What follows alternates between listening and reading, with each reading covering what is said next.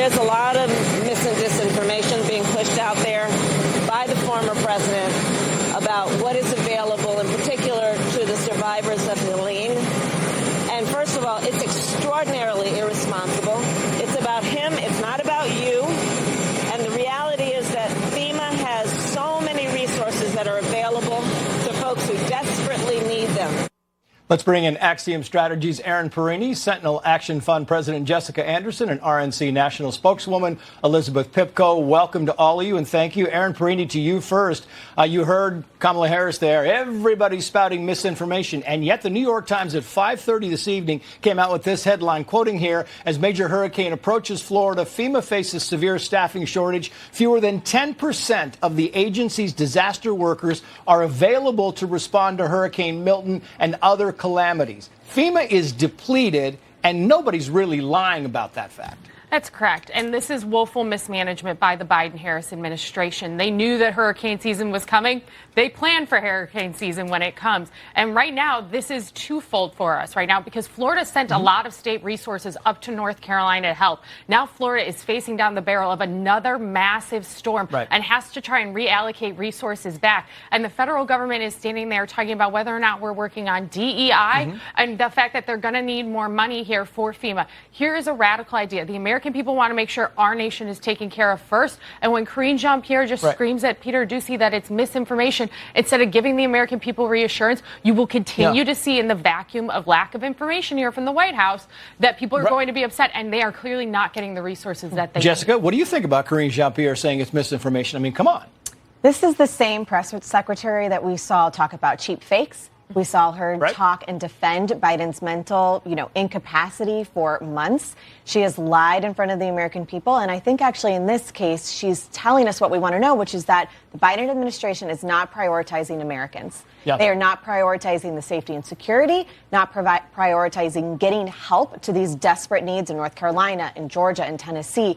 And instead, they're putting their priorities elsewhere. They're putting them abroad. And that is a huge problem. And I think voters are going to remember this when they look at, was their government there for them in a time of need? And I wonder if she was typing that post on X thinking, this doesn't really sound right. But apparently not. Here's Donald Trump tonight on anti-Semitism. Elizabeth Pipko, watch. The anti-Jewish hatred has returned even here in America, in our streets, our media, and our college campuses, and within the ranks of the Democrat Party in particular, not in the Republican Party. We were watching the protests all day long, Elizabeth. I'm sure you were, too. It truly is astonishing. The former president's right. He's 100% right, Trace. Look, I got to spend the day with President Trump today. We started in New York at the Ohel, which is the resting place of Rabbi Menachem Mendel Schneerson. Then we got to pray for the, hopefully, return and release of the hostages, Americans obviously included. You never hear that from this administration.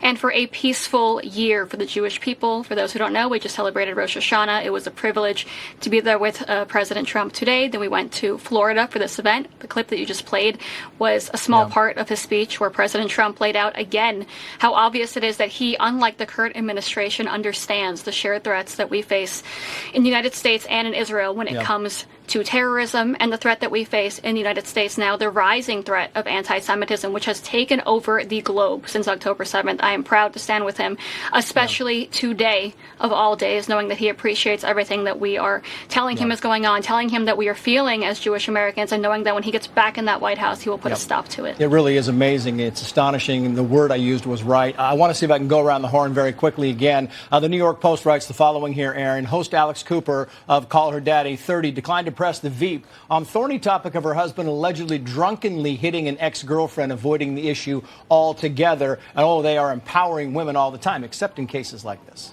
Yes, they did not have a conversation about that, but this podcast is one of the most popular in the country for women who fall into that key 18 to 34 demographic.